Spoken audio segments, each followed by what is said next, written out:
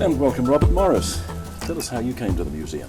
I'm a relative newcomer here. I arrived here in August last year from the South Australian Museum in Adelaide, where I had been head of collections for the previous 12 years. And what's your role here? I'm Director of Collections and Research here, so I have overall responsibility for the development and conservation and care of the collections that are housed at the Otago Museum. That's pretty all-encompassing, really, isn't it? Yeah, it is. Yeah. It's the collections are the thing that underpin any museum, and one of the things that appealed to me to come here was the extraordinary riches that are held in the Otago Museum. Did you know that? Not in a lot of detail. Interestingly, with this particular vessel here, I did know about some of the antiquities collections here because that's my background interest. But it was quite a discovery when I did come here to realise how important the collections are in Otago. Yes. Well, tell us about this pot that you have here. This particular pot is known as a palm leaf vase. It comes from the island of Cyprus, which is in the eastern Mediterranean. It dates to what's known as the Cypro-Archaic period, so the Archaic period of Cyprus, which technically runs from about 600 to 480 BC. This particular vessel would be from the earlier part of that, so probably in the 580s or somewhere around that time before Christ. And you look at it, and to the untrained eye you could say that it could have been made by a New Zealand ceramicist the day before yesterday. Absolutely. The technology is not dissimilar at all. It's a wheel-made pot, so it's been thrown on a wheel. It's been fired at similar sorts of temperatures to contemporary pottery. The finish, which is quite creamy and smooth, is done with what they call a slip. So that's a very finely levigated clay, almost like a thin paste, which is then applied over the pot. And then the palm leaves that are painted around it are then applied above that. It's actually, the ware is known as bichrome ware, or two colours, because technically it's a red and black painting on a white ground. Has it faded a little? Yes, it has, yeah. Most effective, nevertheless.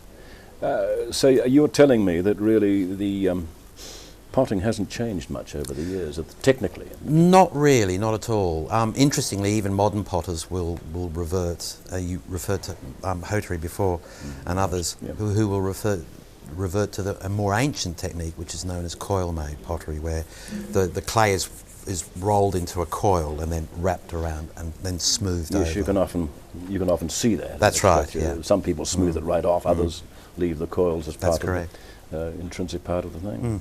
Why was Cyprus an important location? Indeed, was Cyprus an important location? It was, particularly in the ancient world. Cyprus was important for two main reasons. One is that it gave its name to copper, so it was a major source of copper. So the Roman or the Latin name Kypros or Kupros is actually the name of Cyprus. It was a major resource particularly in the Bronze Age, but also in the Iron Age, for copper mining, and therefore there was interest from around the ancient world in Cyprus. The other important reason is that it's strategically located in the eastern Mediterranean, so it was anyone who held or had an interest in Cyprus could then control the trade links through Phoenicia, through the eastern Mediterranean, through areas like Israel, Palestine, Turkey, Syria and elsewhere, in terms of modern names. So there would be a meeting of many cultures? Absolutely, which is the thing that really particularly fascinated me about living and working in Cyprus. The island itself has had very little independence in its history. Just a minute. You say you lived and worked in Cyprus? Yes, I did, yes. Aha! Right, let's just carry on. Hence the interest in this particular material. Quite. Cyprus never really had independence until 1960, when it fought for independence from British overlords at the time. Prior to that, it was occupied by various different countries. In the period that this vase was manufactured, in the late Archaic period, in the Iron Age, was probably the only other time of independence that Cyprus ever experienced.